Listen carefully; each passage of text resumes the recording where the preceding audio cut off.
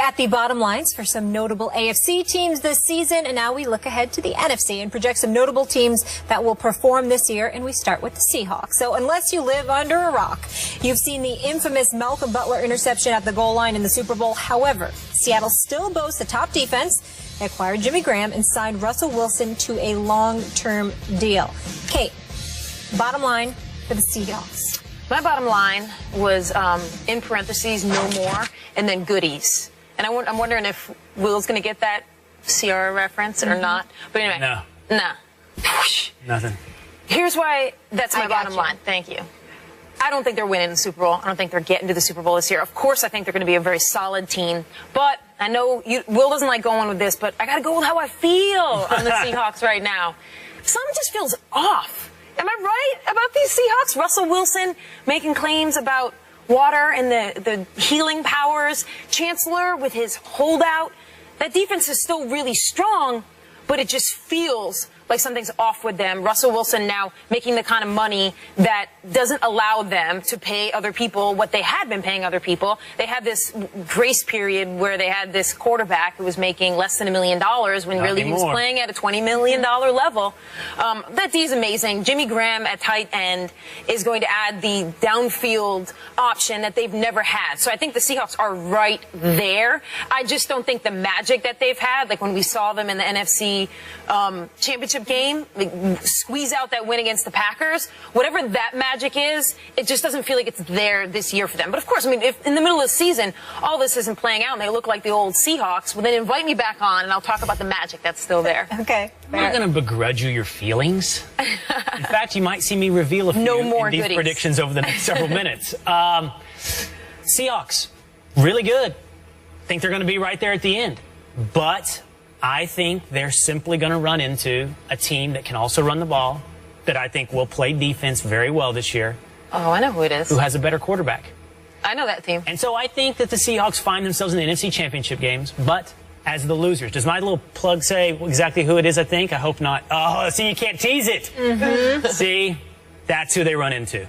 I knew anyway. I just knew intrinsically, inherently. And there might be a little feeling in that for me. There's a little heart in that pick. Right. All right, let's move on, and we go to the East here and begin in Philly. Chip Kelly and the Eagles again looking to run a fast-paced offense with some new pieces. Sam Bradford replaces Nick Foles, and DeMarco Murray replaces LaShawn McCoy. So what is the bottom line for Chip's Eagles, Will? Overhyped, but going to the playoffs. Man, they feel like a hot tech stock. Everybody's on it. And believe me, I believe in Chip Kelly. I think he's an innovator. I am a Cowboy fan, so again, I don't willingly give these bouquets. I don't willingly give these compliments, but I really like Chip Kelly. I like that he goes against the grain. I like that he's innovating in one of the most least innovative industries in America, professional football. But I also think too many people are jumping on him right now. And I have this stat right here I heard Mike and Mike talking about the other morning. Lowest time of possession. Eagles had the lowest in the league. Let me just tell you who else was around them. Jags, Bucks, Titans, Browns, Raiders. Those were some of the worst scoring offenses and worst teams in the NFL who held the ball a little bit longer than the Eagles. I think when you make it to the playoffs, you run into teams that can run the ball, play good defense, and play keep away with you. And you just have a hard time getting into rhythm. And I think it's what happens to the Eagles in the playoffs. Somebody plays keep away, and they can't run that offensive up and down the field if you don't have the ball. Yeah. Well, my bottom line is that they're the favorites. Now, I mean that in the NFC East, not in the overall NFL. I just think they have a roster filled with high-risk guys, but also really high reward. So you got Sam Bradford, a guy you got without really giving up what you think you would need to give up for a former #1 overall pick. I think he's going to play to the caliber that Chip Kelly thinks he's going to play. And I think with the Sam Bradford that Chip Kelly thinks and thought and hoped he might have for this offense, that's going to be a really potent Eagles offense. The other place you got high risk, high reward is the running game. I mean, you got DeMarco Murray, so you've got this workhorse, but you've already heard Chip Kelly say that he's not just going to give him the kind of workhorse carries and you're going to tag team him 1-2. I think that's a really smart move. I think this entire team is kind of walking a tightrope in the same way. It's a good analogy as like a tech stock, right? Because is this team going to be Google or is this team going to be AOL, which actually still makes a good amount of money these days. And it took a while for AOL to go down. It's true. It's still hanging on to a clientele. It's aging, though. But which is it going to be? Are the Eagles going to be that Google stock? I do think this year they're going to prove that they're going to be trending upward. Does Tebow make the team? Yes. Yes. Cool. Skip, I hope you heard that. Sticking with the East, and speaking of Skip, America's team, the Cowboys are one of the favorites in the NFC with an offense led by Tony Romo and Des Bryant. Sean Lee returns to anchor the defense. What is the bottom line for the Cowboys, Kate? I love that I go first here. And I'm so ready. I'm so excited. I know. Do you really hate him? You know, if you asked me that question when I was 12, the answer would be so much different. You've matured now. Yes. I don't hate them. Yeah. When I was 12, I probably... You lost your feeling. I'm teasing. I know you're a Giants I gained more of, a viewpoint, a bird's eye view now of the situation. But I mean, I'm obviously coming at it from someone who has watched every single New York football Giant game. So let's take this with a grain of salt. But my bottom line for this team is that there are too many ifs. They gave up DeMarco Murray, or they let him go. They've got a great offensive line, and the if there is that we all believe, and we want to believe, and the Cowboy fans certainly do, that you can put anybody back there. We're going to find out. We're going to find out if you can put just anybody back there. You got a 35-year-old QB. He's playing great. He played great last year, but throughout the course of his career, he has not been making the key plays at the key moments that he's going to absolutely need to do if these Cowboys are going to win the Super Bowl. Because at this point with the Cowboys, they got to get to a Super Bowl for a Cowboy fan to be like, that's what we needed this year. That is true. And it's not like them going 11-5 and losing in the NFC Championship game is not the thing. So what we're talking about when we say too many ifs is not that I think the Cowboys are going to be 8-8. Yeah. Because I don't. I think they're going to be great. But do I think they're going to the Super Bowl? No, I think there are too many ifs on that team. Locally, to your point, expectations are very high. I'm from outside the Dallas area, and you're right. Anything short of at least a Super Bowl appearance would not be considered a success in Dallas.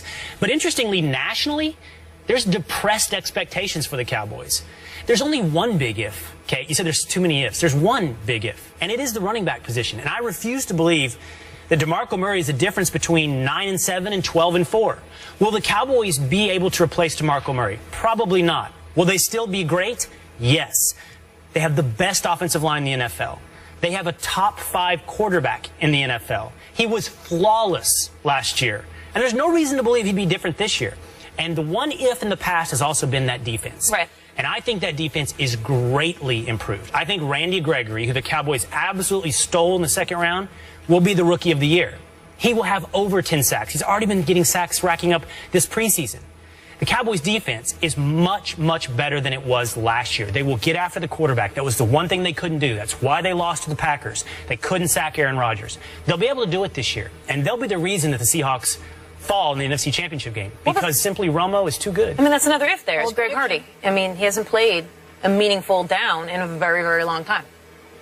Greg Hardy is it. Greg Hardy, we'll see. But and there's a difference between a drastically improved defense and a Super Bowl caliber defense. My bottom line with the Cowboys is they're Super Bowl champions.